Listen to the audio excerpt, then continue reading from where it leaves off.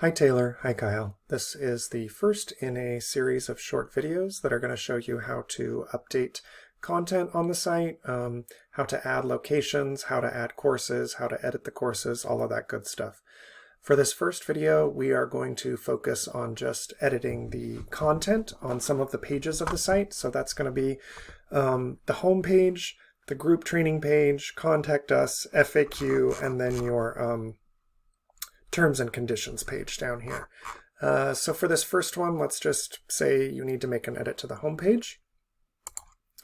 This is called the dashboard. This is what you'll see when you first get logged into the site, and I will create a user for you guys so that you can do that and send that information over to you.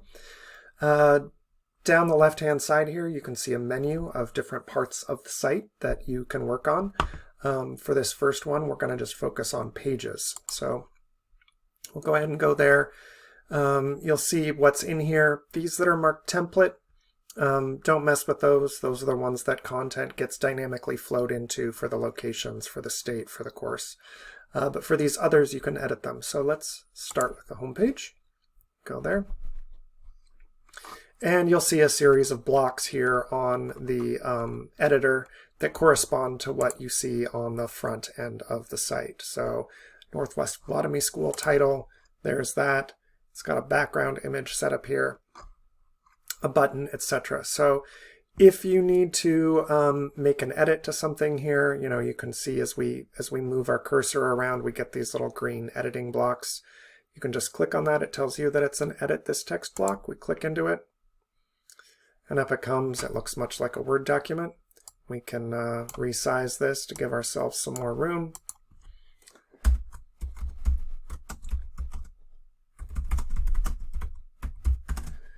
And there it is. We can just type in our new text right there. If we're going to be pulling in text from somewhere else, let's say,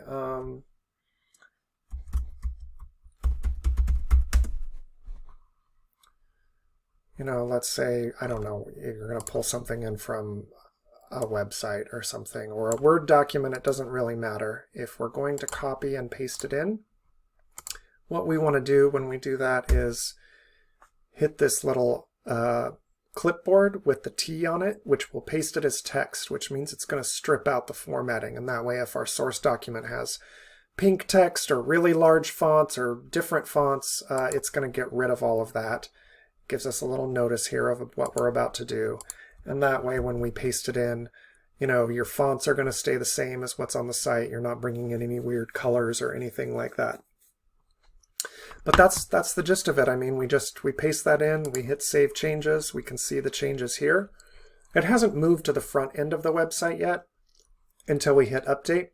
If we were to try and go and leave here, it would say, oh, you haven't saved your changes. So we'd say Cancel, we'll hit Update here, and if we come to the front end of the website and we refresh, we can see that we've got our new text down here on the page.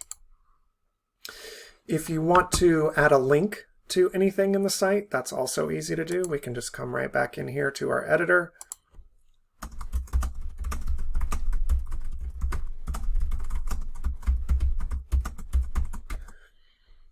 We can highlight the text it is that we want to make a link. We come right up here to this link icon. It provides us a way to put in the link right here. It's a little easier to use, provides you some more options if you come right here to options, which is always nice. I would suggest that you, rather than trying to type in the URL, that you actually find the page it is. It's got a handy dandy search function here.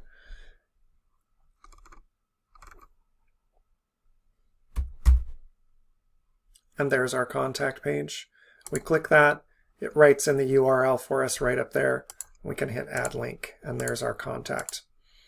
If we're going to link to an outside site, like this one does up here,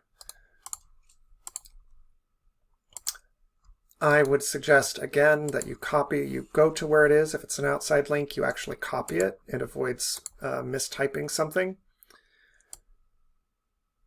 And again, we just highlight it. We come up here.